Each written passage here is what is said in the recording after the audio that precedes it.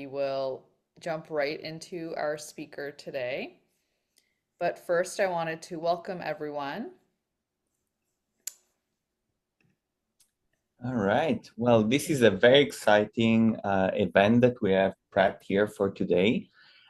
This is our September Neuro Humanities Network event, and a little bit about who we are as a group. You know that we are a group of neurologists, trainees, students who are interested at this intersection between the humanities, the arts, and the neurosciences. Our group keeps growing, so we're very excited to have a social media team, a web making team that's very exciting. And we also have a support from the Arts and Humanities Initiatives that's been now in its second year from Harvard Medical School. So this has been incredible. And most importantly, also, you guys are really the network. So this is all of you guys. And on to our next slide. All right, there are many ways to stay in contact with us. So we have these monthly virtual seminars. We also have booster sessions, which are more hands-on practicum events. We have a YouTube channel, which is really our lecture archive. You can find everything that we've done. We are on social media, X, Instagram, and Blue Sky. We have a newsletter. You can take down the QR code. We also have a website. Really, our team did an incredible job on that website, so please check it out. And these are the handles for our socials. You can go to the next slide as well. And now on to Galina, one of my partners in crime here, who will tell you a little bit why today is special. Yeah, well, thank you, Mattia, and thank you everyone who's joining us today for a very special 1 year anniversary. We started this program last year in September. We were launched it with our first lecture from Allison Christie, who I see is in the audience today. So thanks for joining us, and thanks to all of you as well. And it's really been an incredible journey for us. The initial small group got started with the core. Michael Stanley was our sort of faculty mentor from the beginning, so it's very meaningful to have him give the talk today.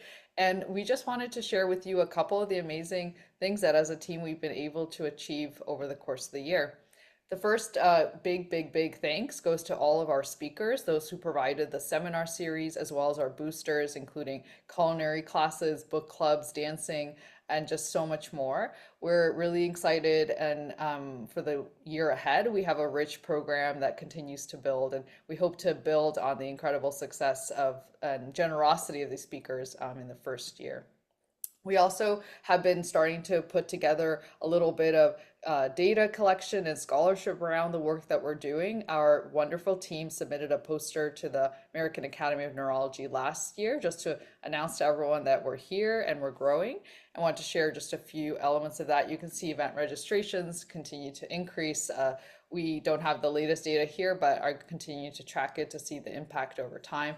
And more importantly for us is really that people are taking what they learn and applying it to their practice. And that might be clinicians changing how they do their work, or it might be artists reconnecting with clinicians and thinking about how their work has changed. So really many are feeling that they'd recommend this group to others and that they want to implement something that they take away or have an insight in their own practice.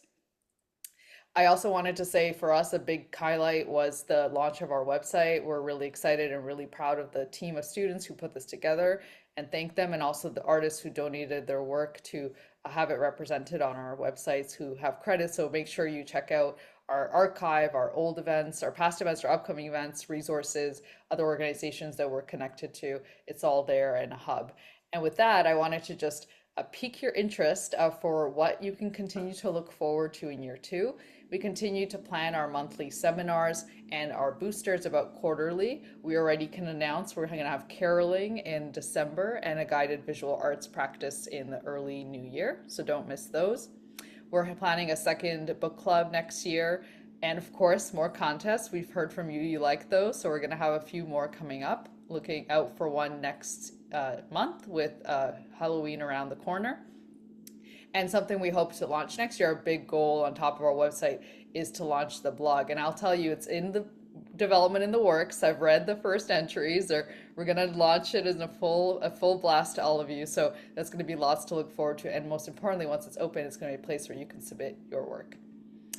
We're hoping to have some in-person events with our hubs. Some of our members have local hubs, and we want to feature those in our newsletter and really encourage you to gather in person, not just in this virtual community.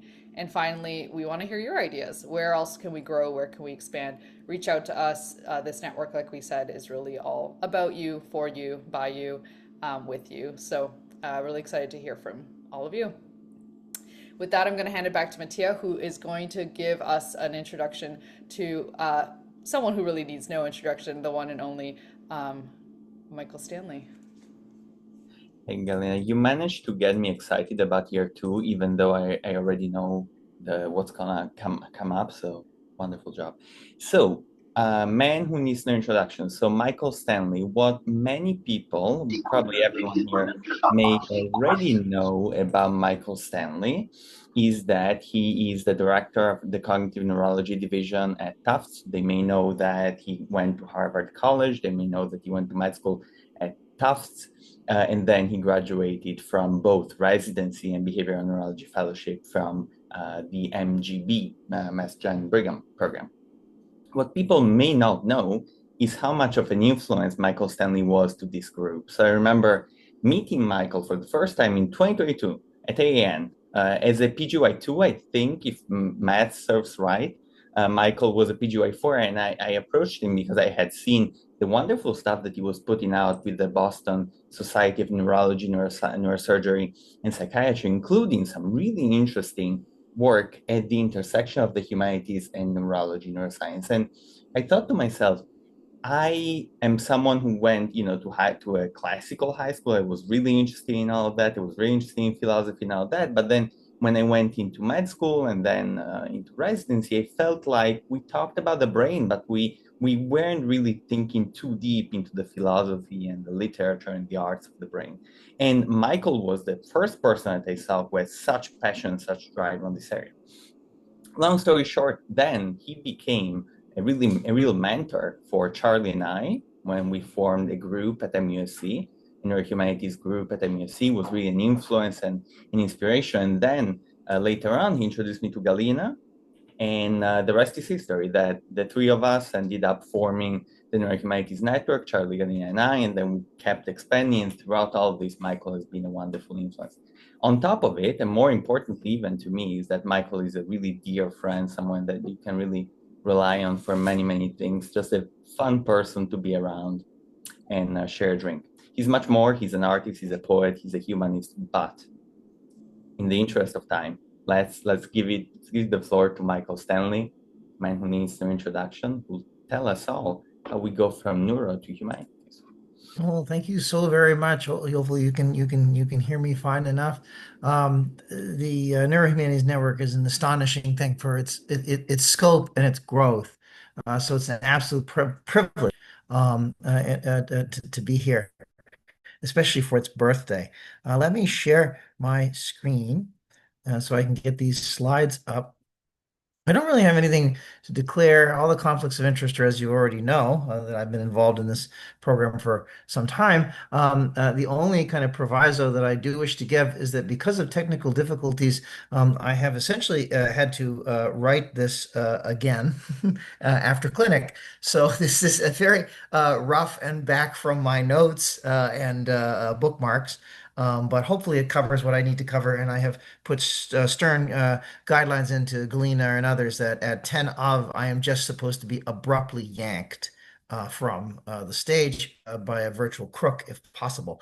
So, also, we've got a couple people in the audience. Actually, many people in the audience are legendary. I'm not going to mention all of them, but I will put a little note that members of the International Child Neurology Society Association are here, and there is a equally interesting, probably even more so interesting talk, certainly more practical talk on Saturday about taking the neurohumanities, applying it, doing something with it. This is a foundational course, hopefully, that I'm providing today. But please tune in on Saturday at 9 a.m. Eastern. I hope to God it's Eastern for the ICNA's series, which is a monumental series as well. And I think these two things together, the NHN and what ICNA has been doing, is just phenomenal. It shows we're coming back to medicine as a moral science, and that's where it should be. So anyway, let me not belabor the point too much. So from neuro to humanities. Firstly, the Neurohumanities is a broad church, and so I wanted to be very specific about what denomination I'm discussing in this talk from an administrative grasp of these enterprises by which human beings come to know their world and themselves. We broadly speaking of the sciences and the humanities as an arbitrary, it's really what tools you use that put you in what camp you are, not the questions you're necessarily asking. Within the humanities, of course, those that pertain to medicine or health, we call these the medical humanities. And then within the medical humanities, there are those that pertain to neurology and neurological health, and we call those the neurohumanities. So the pursuit or practice of the neurohumanities, I described actually in Neurology Today in an interview once where I sort of talked about the four directions, cardinal directions of it. It's an academic discipline for scholars. It's practiced as a pedagogical tool for educators. And of course, it's approached as a therapy for both suffering patients as well as their burned out doctors. So it is this scholastic explanation through an academic discipline that I am addressing today when I'm using the term neurohumanities. The neurohumanities application to areas like pedagogy or treatment of patients or palliation of physicians. These are, of course, worthy, noble goals, and they have their own normative principles that we need to be tested and explored and the science of it doped out. But today we're talking about the humanities, the humanistic study accessed via a neurologist's orientation and their register. So, while the study is neurologically informed, it is a humanistic inquiry. It's not a scientific inquiry. Another way to look at this might be the study of linguistics, where Chomsky points out that there are both competence and performance that have a part to play. There's no reason from a competence standpoint that a sentence of an appropriately working language might be infinite, but from a performance standpoint, the lungs can only do so much. So there is a finite performative limit, and those rules, of course, interact. More comical, but I think useful way of putting this is Hitchcock the first Euro humanities scholar when he said that the length of a film should be proportionate to the strength of the human bladder, right? No, I think his Euro aesthetic foray explains nothing essential and abstract about the content or the format of film, merely that man can sit only for so long to watch it, and so there are certain accidentals of performance that have to be accommodated. Similarly, we might think of Rachmaninoff's disease that gave him very large hands, and so the compositions of several pieces are near impossible for many people to accomplish. These are accidents which, of course, are important. They go to style, and styles, as styles change, those are changes in formats that affect what questions can be asked by artists and what can be answered by audiences. But nevertheless, how those are studied are not relevant to humanistic inquiry. They are empirical. They're in many ways something more of empiric aesthetics. Similarly, when Margaret Livingston explains the differences between the what and the where pathway and how this can be exploited, maybe half knowingly, but certainly entirely intentionally by Monet to make water shimmer, or when Zamir Zeki and later Eric Kandel explore the neurobiology of processing aesthetic information, or Anjan Chatterjee giving us a just so story about the aesthetic feeling as a peacock's tail of cognition, I think they're all kind of holding the role of performance, not competence. And while extremely helpful from a formalist evaluation, are not directly contributing to what we would think of as the actual competence of the humanities, what it is. Things that are closer, of course, are Sachs's Island of the Colorblind or Luria's Mind of a Mnemonist and remarks on color and memory, which are closer because they are more narrative. They are available for the kind of comparative literature evaluation that one might do between two pieces of or two novels or a poem and a novel or things across time or across place. Another example where I think we would be closer to a neurohumanistic inquiry would be the case of these Balkan troubadours who lost the ability to recite Aeneid-long passages when they were taught by the Soviets how to learn to write. This exchanging of recitation and writing and the cognitive apparatus that negotiated that, I think, is available for its relevance to the humanities. So in order to go from neuro to humanities, I would like to start within the humanities and work my way to the neurological. I want to, I want the function to dictate the structure, and so therefore I'm going to be discussing in more of a Frankel-like sense the drives which push and the goals which pull human beings, and why the nervous system's function and dysfunction has much to say about the gears of the fundamental drives that push from the lower, from below, and the firmamental goals that pull us to the higher. It is as much a problem of bottom up and top down as it is about inner spaces and outer spaces. So, the basic premise that I believe we human beings, in a sense of, are they're a sense of self. It's an I. It's a Michael Stanley in the first person, not a nomothetic, but a narrative, not a biologic, but a biographic person. It's written as much in ink as in neurotransmitters. And so I am not an object to be reduced, but a subjective story-like state, like a book always being edited socially and constructed culturally. So what it promotes and what it preserves is this localizable intersubjectivity. It's therefore it's a cognitive process. It's the brain's cognitive processes, and the brain as a kind of localizing force, that sort of centripetal force that keeps the me from leaking into the you, and vice versa. It's because my brain is where it is, and how it goes about making its metaphors and translating these equivalences between cultural environments that are shared and these personal experiences that are remembered that actually make it happen. I have basically, I think the harder to name and the can't quite put a finger on it feelings and concepts are better managed in a sort of passion play, in a kind of playful pageant where emotions and ideas that are hard to name linguistically, simply to put a label on it, are better dramatized, better put in a story form. That's probably because, as an anticipatory ape, as a modeling kind of man, the consequences is that it's much easier to move things out of experiences, which are difficult to negotiate, into events, which have a beginning, a middle, and end. In that way, in that drama, we can parse out and point out uh, conclusions. We can say, from this came there. We are result finders. The best way to do this is to get to the conclusion of a story. And so many things that we cannot necessarily point to internally, we can dramatize and sort of better understand it. Uh, the great art historian, I think one of the first neurohumanists worthy of the term, points out that the world of man is not only a world of things, it's a world of symbols. These distinctions between reality and make-believe is itself kind of unreal.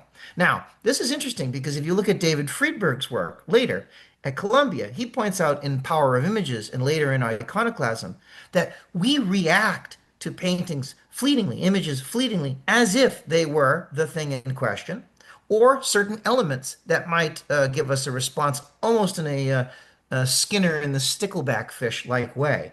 In other words, they give us something to behold and to act, to react in order to act to.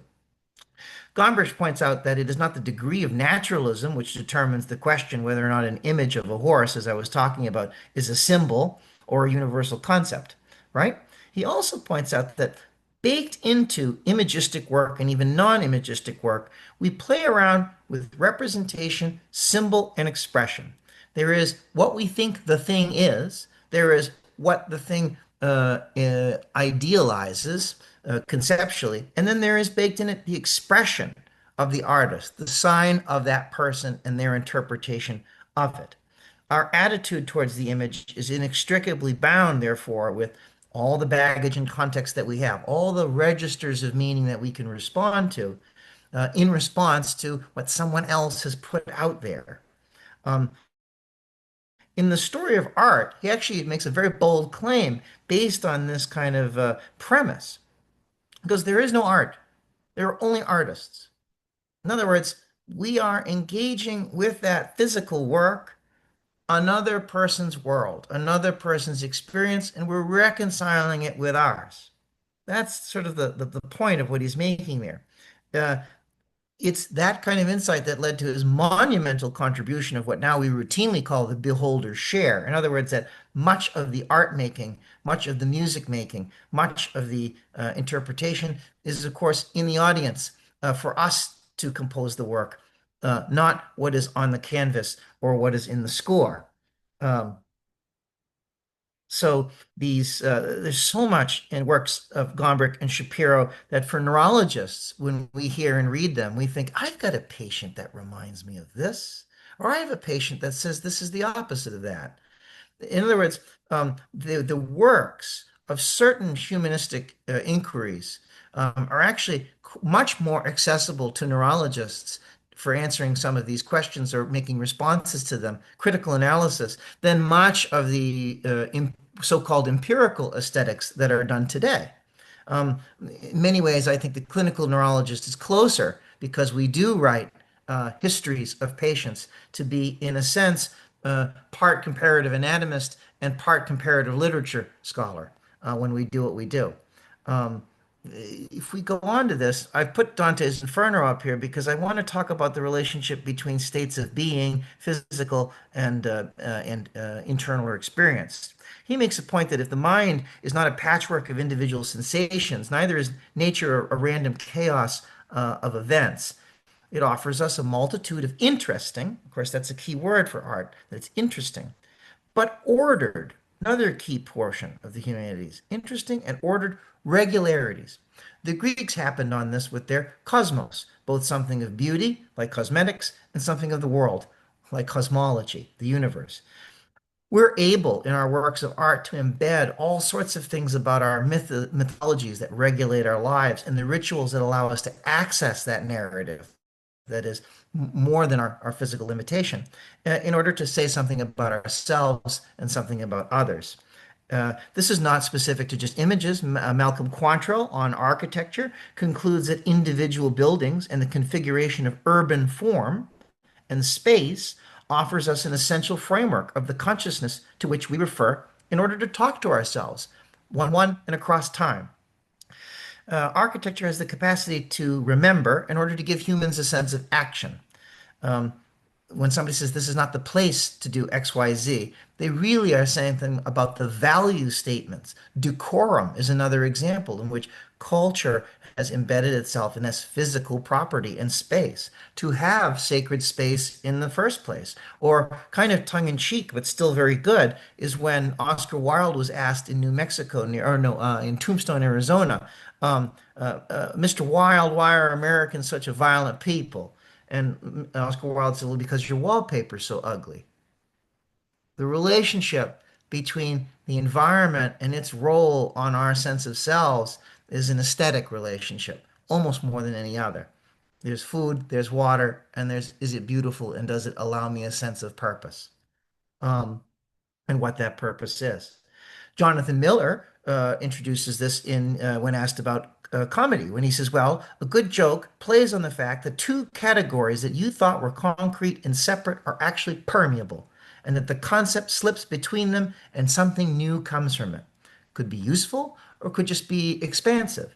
Jerome Bruner, the psychologist who worked a lot with the law schools and talked about the transference from a legal problem to a legal plight, putting it in narrative and dramaturgic terms, he talks about this connection between categories as an effective surprise. That the humanities provide an effective surprise that connects diverse experiences by the mediation of symbol and metaphor and image. Well, that kind of reconciliation between multimodal into transmodal perception, recalibrating value judgments, redefining concepts, this is all heavy cognitive work. This is the work of a brain.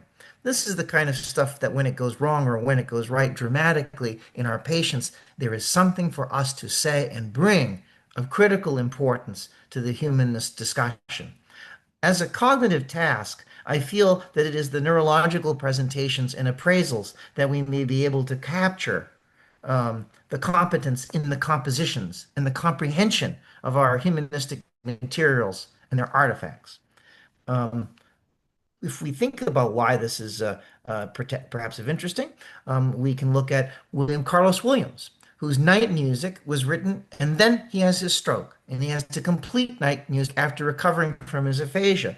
Indeed, I've actually submitted this to a number of speech and language pathologists. And it does appear that the poems that he wrote after his strokes, the recitation is easier than the poems that he wrote before his strokes. And there are certain elements of their composition that make it easier from an SLP standpoint. You would say, this is the kind of stuff we use to rehab a person. Iris Murdoch over on the right, one of her last books was panned by critics. Someone went through with large language model, good AI, went through and said, the way that her style differs now is actually similar to the word finding problems and circumlocutions that people with Alzheimer's have. And of course, she did later on develop Alzheimer's. So, what the critics picked up aesthetically, doctors can pick up medically. This interaction between the neuro and the humanities is what I'm talking about to get a better, clearer, and more comprehensive picture of our world. So, in short, I do believe that the neurohumanities is a branch of the humanities in which the neurological register can criticize, can analyze humanistic works in the very specific context in which the relationship of neurology to cognition and from cognition to self is present in the processes that compose the arts or the writings or the musical compositions that one composes and that audiences decompose, decode in that work. The rest of this talk is basically a foray into related areas, and at some point I will just be stopped, and that is fine. In his landmark textbook on visual arts, the art historian up here you see is Erwin Panofsky. He points out that historically the word humanities had two clearly distinguishable meanings. There was the first, the contrast between man and what is less than man, and the second, between what is man and what is more than man. The former, of course, is a value, and the second is a limitation. The former, in classic times, gave you a sense of the homo humanus, the humanistic man. Later on, in the medieval ages, the contrast was with divinity, in which man was frail, limited. Now, an example of ourselves seeing a valued order, an axiology, study of values, in our ontogeny, how we come to be what we are, and the origins of that, can be found in John Steinbeck and his little poodle, Charlie, over on the right, where after he makes some key decisions about his route that I've put out for you, an orderly route, I'll point out, an interesting route, a beautiful route, he says, it seemed to give my journey a design, and everything in the world must have a design, or the human mind rejects it. That's what he wrote in Travels with Charlie. But in addition, it must have a purpose, or the human conscience shies away from it. As Homo humanus, Steinbeck has an intellect that allows himself attributions and intentions, and even attributions of intentions, projected onto the world, such that his perspective has a quality that we call it seems to have a design and it seems to have a purpose. It's that seeming and that purpose that are key pillars of the branch of intellect that I would call know of, in contrast to know how. It's the turning of experience into events and therefore making meaning for him as a person as he makes his way in the world. Now, that's humanity as a value. Ray Bradbury, over there, seen floating above Epcot, is going to present, although in an enthusiastic way, humanity as a limit in his incredible poem, If Only I Had Taller Been, which I will read because I think it's worth reading. The fence we walked between the years did balance us serene. It was a place half in the sky where in a green of leaf and promising of peach we reach our hand to touch and almost touch the sky. If we could reach and touch, we said, 'twould never, never be dead. We ached and almost touched that stuff. Our reach was never quite enough. If only we had taller been to touch God's cuff, his hem, we would not have to go with them who've gone before us as short as us, stood tall as they could stand, and hoped to stretch tall that they could keep their land, their home, their hearth, their flesh and soul. But they, like us, were standing in a hole. But we'll erase one day, stand really tall across that void, across the universe, and all, and put Adam's figure forth as on the Sistine ceiling, and God's hand come down the other way to measure man and find him good and gift him with forever's day. I work for that. Short man, large dream. I send the rockets forth between my ears and hope an inch of good is worth a pound of years. In the sciences, men like Rolando Linus and Simeon Locke spent considerable lengths of time about the role that the brain has in making a model that we call reality, that we can act upon it and respond to it. I think the tensions that you see in Bradbury's work is in the physical limitations, which compared to the narrative self is so bounded and so limited.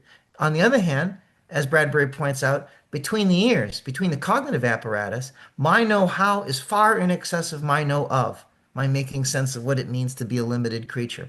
And I will push those boundaries. This know-how and know-of are in tension to each other. Okay? At its base, being part of a human is a cognitive thing. It's a cognitive fiction, a narrative thing. Uh, my definition of cognition is the processing of information from external and internal sources by, with, and for the brain in order to act on the person's behalf.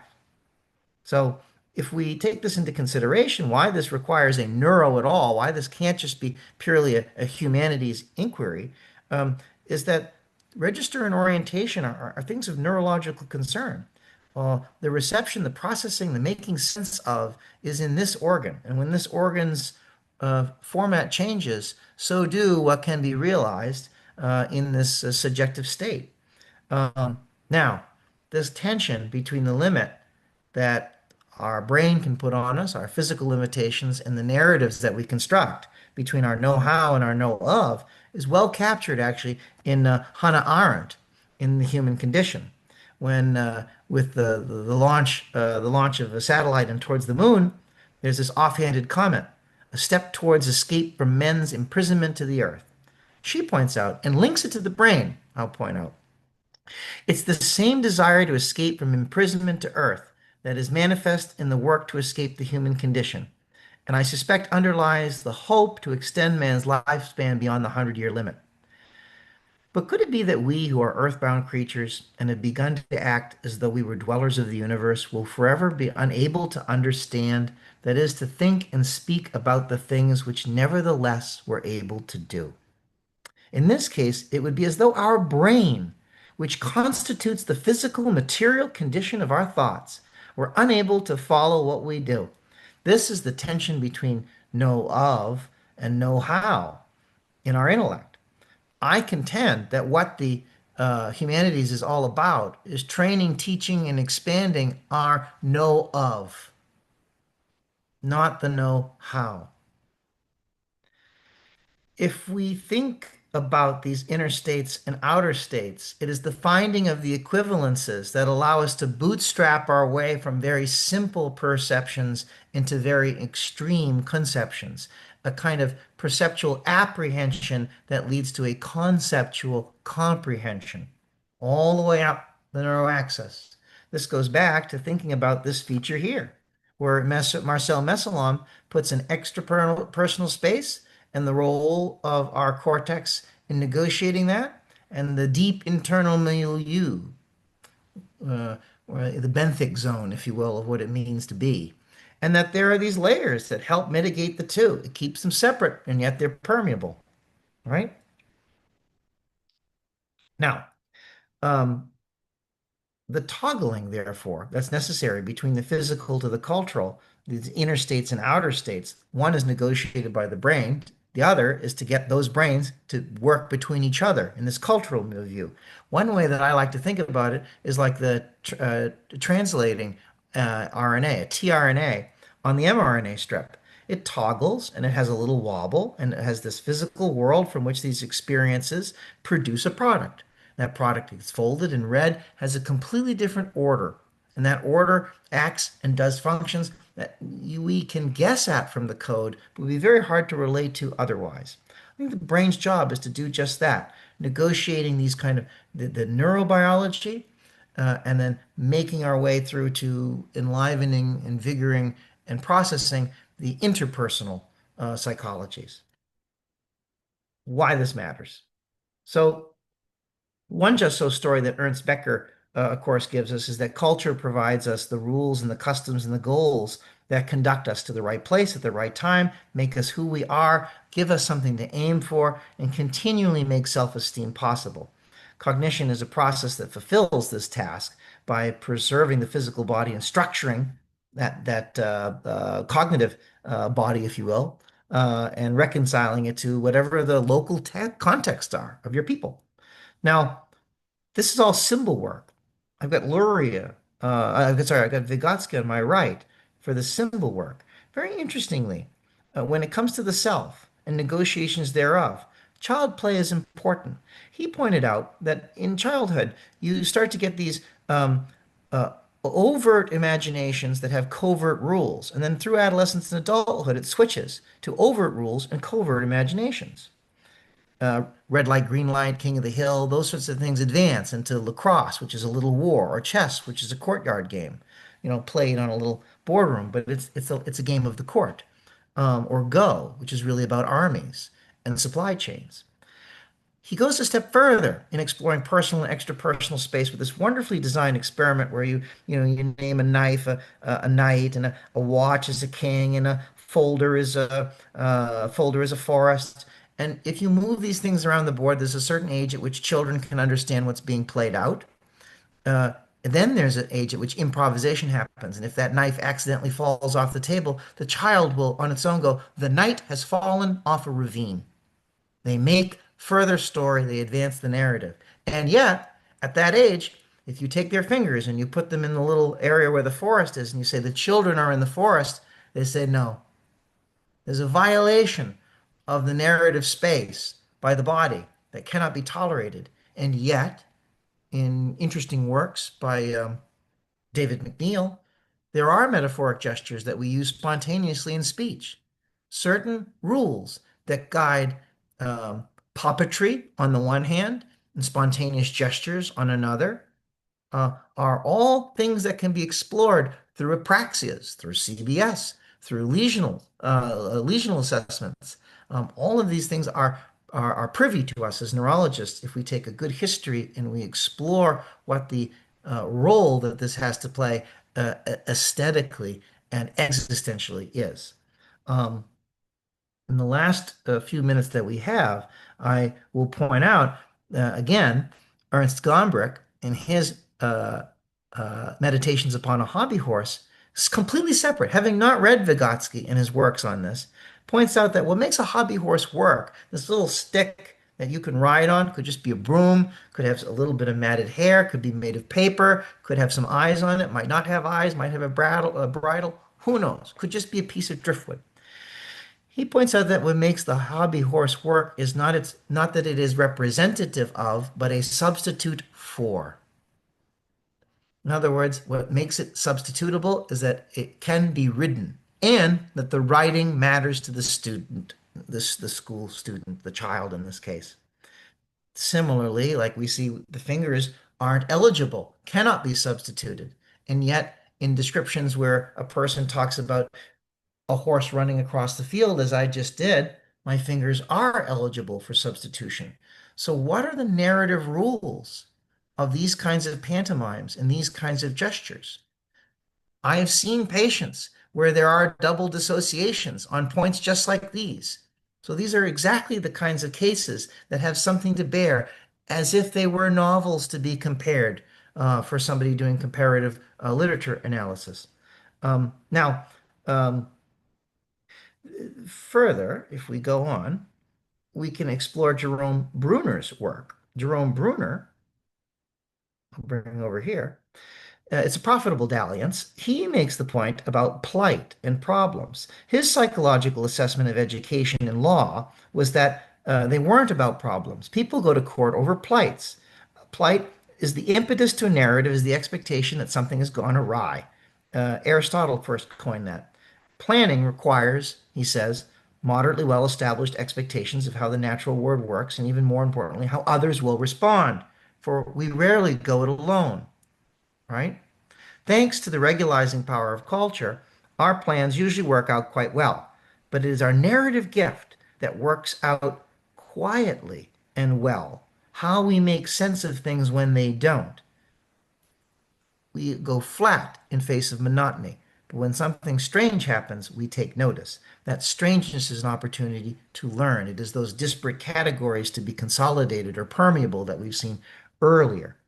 Um, so what I will say is that through narrative, we construct, and I say we reconstruct, in some ways, reinvent our yesterdays and tomorrows, and look out in the movie theater, look out on the opera, look out in that book on Dostoevsky for stories that are like ours, hyper or heightened, reduced or reductionist, almost to the point of a petri dish and a scientist, but in this case, for us and us alone to make sense of our world and learn how a different repertoire to try out in our own engagements. What this world is, this physical world of our brain, the physical thoughts that Hannah Arendt takes into consideration that our brain produces, and these intersubjective experiences across brains, the cultural milieu that splits the beam of these neurobiologically limited structures, are really hard to work out in any paradigm that I have found except Karl Popper's, who had a way of looking at aspects of the world, physical aspects of lived experience, a mental world, if you will, and then that which was this autonomous in between. This is what I want to explore with you in our last minutes together. Popper says that by world three, he means the world of the products of the human mind. That could be books, symphonies, works of sculpture, shoes, computers. All planned or deliberate products of man's mental activity could be classified. And yet, he means the content of those things.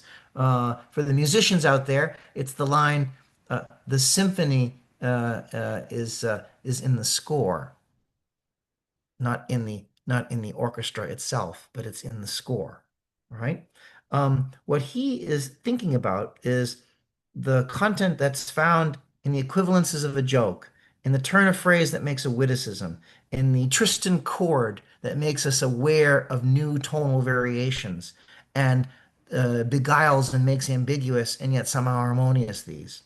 Um, a very simple example that he provides is at some point, language allows us a sense of order. We then put a numerical system to this, no longer just on our fingers, but giving names to that. And then somebody figures out that it's basically an infinite set. Yes, I only have 10 fingers, but why not 11 or 12 or 13 or 14, etc., etc.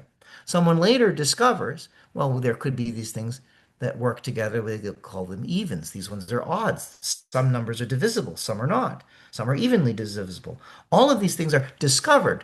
They weren't experienced at the time that somebody puts together your number scale, yet the workings of that math, the logic of it, the grammar of it, the load-bearing walls of these ideas are there nonetheless. It's this last feature that I think it's I think that the humanities, what they do for us is they provide to us the not yet discovered but discoverable know of that Hannah Arendt was looking for. This ability to find in ourselves what are the conditions that make us happy, that make us together, that make us who we are, and give us control and regulation over the know how, which often, especially in these times, seems to be escaping us. It is this know of that I think integrates the self and that relates ourselves to others in our world. That search is actually for a better world physically, a better world of our own experiences, a limbic world, in other words. And that third category of these higher order homo humanus, the sensible, civilized joy of what we create and find beautiful in it. I think the thing that's sought after and reached is that. And I think what we are doing is we are finding in works of art the surrogate of what we would imagine and idealize in ourselves or in our others, and we see it play out either in the image or in the sound, in the word or in the gesture, if it's a ballet. Neurologists are constantly faced with the existential accommodation and plights of our patient. The organ that is the cause and the solution of those is the brain. And it is there that the negotiation between these aspects of meaning, the toggling, the tRNA, if you will, between World One, World Two, and World Three, is found. Sort of like the Mr. Rogers trolley going between a world of problems and a world of solutions, a world that's hard and of reality and a world that's idealized. permeable, and connectable. I think that's what we're really looking at when we're looking at the medical humanities. The neurohumanities is the place to start answering questions. Please tune in on Saturday, where we'll pick up from here and we'll really take the ball running with what are the next steps in the neurohumanities, the big questions to be answered, and how one might go around answering them. Thank you so very much today for your time. I appreciate it for its abbreviation and some rough riding, but for having written it and then rewritten it a few hours before giving it, I hope it was not too long and too onerous a task. Thank you. Michael, thank you so much for your talk. I have to say, your talk was truly extraordinary. I mean, I think the way your mind just works, bridging, science, neurology, and the humanities is truly remarkable. I don't know if you could see, but people's faces were just filled with awe listening Or just to you blank talk. stare. So I don't even know where to start, but people, so if everyone, if you have any questions, please raise your hand. And of course, if you're unable to mute yourself or unmute yourself, I should say, please type out your questions so that I can read them out loud. Let's see. Do we have any questions from anyone in the audience? Please See ask questions. Mattia. I rushed through that for questions, so please ask questions. Yes, Mattia. I think Mattia has his hand risen. I have a question, but I also want to make sure that everyone in the audience has enough time to ask their questions. So I'll ask one, although I would have plenty, but not everyone has the pleasure of having Michael Stanley on the speed dial. I don't know where to start because this was fantastic, but I'll start with one aspect, which is the metaphor of the tRNA, which I thought was absolutely wonderful. One of the people that you talked about was Vygotsky, right? And for those who don't know, Vygotsky was part of a circle of humanists and of filmmakers at the very start of filmmaking. And I think of the circle a lot when I think about why we need the neurohumanities and why it's so important to get not just scientists, not just neurologists, but artists and humanists in that cycle, because I still believe in the possibility of cycles. Something really interesting that happened in that cycle is also the birth of cinema, and something that then happened with cinema, speaking of tRNA, is that some of the theories that we had, like Freud's theory, although eventually not favored in psychology, then ended up being incorporated within cinema, and then that became part of how a lot of cinema is made, right, based on that theory. So I'm wondering whether you have any idea of what we can do to replicate that kind of cycle, and whether a lot of what we do in neurology in the clinic can then truly become incorporated not just in the content of art, but in the form of art, and then vice versa. So not in a reductionist way, but more in a contemplative and innovative and generative way. Yeah, it's a great question. Come on Saturday and you'll have your answer. But to the ICNA talk. But in general, I think there is an opportunity in some of the advancements to limit the burden of what is now a verb, to document in our medical practices, such that we can spend more time in presence with patients, be aware of the subtleties, ask questions we otherwise wouldn't ask, sit for the answers we otherwise wouldn't get. I think that's one area for which there's an opportunity. A lot of, what couldn't we learn if we were just able, with like the technology from Dartfish to just watch all the spontaneous gestures of all of our patients and see what it detects about the aphasics and the non-aphasics. And I mean, there's a lot to be actually brought up for that. And then present it with a picture or present it with a play or present it with, I mean, then see these people that are playing at a role, and what does it mean for them to pretend to be anxious versus somebody who is. I mean, those are the kinds of things where I think there's a nice blend between art and science that could be useful. Other things are just things that are or difficult to do in today's world. Sachs routinely went out in the world with his patients. That's how he knew things about his tick patients, was he just went to the zoo with them, or man took his wife for a hat. I've seen the opera ticket that he went with him once for. I mean, these doctors used to get into people's lives. Luria knew the anemone for decades, followed that man relentlessly for decades. So that's a kind of devotion that can only come if you have time. I have 3 days of clinic a week, and they almost wanted to give me four. So it gets really hard to try to do this kind of work without a team, without more people with more eyes that can see them over time. I think that's another area. But and the other is finding these hotspots, whether it's the MIT Media Lab, or I think Yale now has a new institution. There are these places where there are these watering holes. There are these coming together spots where artists or artists in residence are embedded in sciences. The sciences are embedded in museums. That's places that I wish we could, um, identify all the people that are in this mismatch, pleasantly so, I mean, complementary, and have them have a meeting. They should have an annual meeting. Get all the scientists that are embedded in the museums and all. It's not going to be that many. It'll probably be 50. You could fill it up in, the Fairmont Copley, for an afternoon. But that would be very productive. Javi, you got your hand up. I haven't seen this man in forever. So many of these people are faces that I have seen no longer see. It's so Yes, yes. So strange. I'm far away now. I'm way back in the Midwest here. So it'd be a part of my attire. I certainly don't look quite as nice. I've got a little baby at home, and so just gotta comfort, You have a comfort baby above now. all. Oh my Yeah, God. yeah. I've got a little 1-year-old baby. Her name is Elsie. Time Um, flies. and No, sure I go to does. bed like this. This is my That I evening believe. gown. That I believe. Um, Marty and Samuels woke up with a bow tie. I'm gonna go to bed with a four in hand. yeah, absolutely. Um, yeah, so I don't know if I have a question, but it's an observation that came to me as you were talking, and just throughout everything is the multimodality of perception, meaning you can't, it's very, very difficult to perceive things with just one of your senses.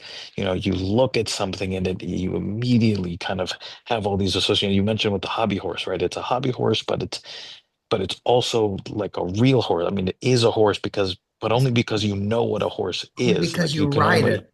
right, because you ride it. Like that's the act of doing it, and you can kind of, there's this extra layer and multiple layers of imagination and multiple layers of memory and associations. And it just partly had me thinking of, things like the way that we consume media is so, so, so, so visual currently. Like we're just constantly beaming information into our faces, and it's causing all sorts of other imaginations. But then that led to a thought of like, do we know what that experience is like for people who may be missing some senses or whose senses have been dulled? What does that multimodality of perception look like? Maybe if you were born blind versus if you became blind later in life, like you hear sounds but you still visualize them, and what does that mean, and how does perception change? I think sometimes of my older patients who are starting to have visual hallucinations. I'm in movement disorders for those who don't know me. They're starting to have visual hallucinations, but they see a child, but they also, sometimes it doesn't like matter that there's a child in their house or there are animals in their house, but then sometimes it does because they have the association, oh, there shouldn't be animals in the house because I know where animals quote unquote belong.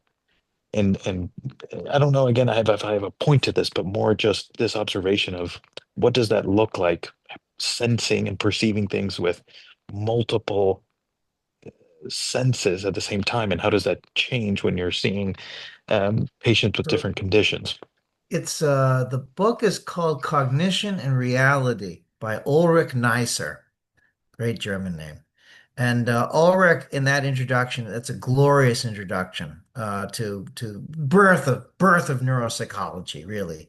And he points out that there was this crossroads, right? Behavioralism gave us nothing, just said, look, there's a black box. I don't know what's in it. Maybe it's a cat, maybe it's dead, maybe it's alive, and it's just inputs and outputs. And then psychoanalysts, that was a wonderful genre, narrative genre, but this is just rubber's not meeting the road here when we're trying to test this out in a scientific way. and they kind of, look at early computational models, early computation computing machines, and goes, I think this is the root, you know, and they start to work this out with some inputs from the Soviets. They did have a good psychology. If the underground stuff was actually pretty good. And it's the notion that like most of these psychological tests that they were doing experimentally made no sense because they were ecologically invalid. They just had no basis for the reality in which the organ was designed and the apparatus was supposed to explore. So I think you're getting at something here. And I think that's where neurologists particularly are in a good position because the person comes in with a problem, right? But the problem is a global and synthetic problem. And then we use our knowledge of the neuro axis and its features, and we try to dope out best we can the parts of it that might be responsible. But then you go back to saying, yes, but these parts fit together and they become an organized apparatus. You might call it the speech analyzer or the visual analyzer. But that's how these parts of the brain are working as a whole. And we're lucky in the unlucky situation where there are these beautiful double dissociations like capgras, which you see routinely. Absolutely routinely. You think you're never going to see it in your life. And it's twice a week you see it. And you start to learn things where you go, huh, well, you know what your husband sounds like when he sings. What if he leaves the room and starts singing and coming back in? And then suddenly it looks like him, right? So is it, if you accept a very prominent publication that looks and says, well, look, there's these two parts of the brain, there's two little lesions, and one is allegedly an error checker, and this one's for vision, and that's what capgras is. Or you could say, capgras is a big problem where tie goes to the runner, and the runner is, this is a threat, that I look at you and you're familiar enough, but you don't feel familiar, and therefore I launch to the conclusion that you're anything other than you, which is a really good approach if you want to stay alive, right? But it doesn't take much to convince you about how close your reality is to being normal. Like, oh, well, I know he doesn't quite look like my husband, but it definitely sounds like him, so it's probably him, which we do all the time when we're not looking at our person and they're singing, they're talking, but all we have to hear is how they handle the floorboards when they walk for us to go, uh-oh, that's not them. So there are these, and actually Ulrich Neisser points that out in that chapter where he goes, it's a funny thing, you've got your back to the door, that's how your office is structured. But when you hear a creak in the floorboard, you turn towards the door. You don't turn towards the blank wall. Because if something's coming, most likely it's going to come through the door, even if the creak is not quite where it should be. So we take these rules of expectations of how the world works. This shows itself in art. Ernst Gombrich has this thing about shadows. I think it was during the curation at Yale actually, where he talks about looking at the highlights and lowlights, and these funny little bits of mica are what allow you to go, yeah, the light comes from there. Well, why? Well, because light always comes from above. And I've built my whole world around the concept that light comes from above. But if I were a creature that didn't have that, as you described, something wrong about it, there's some visual distortion. Those rules don't apply. Those assumptions are no longer valid. And I get to learn all sorts of new things about the world, which is what we do when we see our patients, where those assumptions are no longer valid. So good point. Good point. Thank you so much for those excellent questions. And I think this is it. Unfortunately, I wish we could talk more because we have so much. I mean, we can talk for hours, and your talk was really fascinating. So thank you so much, Michael, again for this fascinating talk. And please, if you can join his talk this Saturday, we put the link in the chat for you guys to get more information. Thanks again to everyone for participating today. And so just wanted to highlight a few events coming up. Our next month, we have our booster event, which is gamifying the arts booster. It's going to be on the 8th of October. And we'll have Doctors Tamara Kaplan and Christine Bentley joining us. And it's going to be really exciting. Oh, Michael, do you want to say I would say something? this is very cool. I'm involved in this project. This is amazing. This is one of the first times that we have seen, art gamified for kind of clinical neurological education, in a medical school context. It's going very well. We've got some very innovative ideas of how to do these games. And we will be making a tool that is a template that anybody can use and anybody can access to gamify the art that we're curating for their own educational experiences. So this is, if you're a medical educator, you should come to this talk because this is going to be a modality that in about 6 months or so you'll be free to use. Thank you, Michael. And then next month as well, we have our next seminar series, which is going to be on narrative medicine and neurology with Dr. Edina Wise, and it's going to be on the 29th of October from 8 to 9 p.m. So thanks again, everyone, for joining us. Happy anniversary for the Neuro Humanities Network. Happy birthday, NHN. Happy birthday.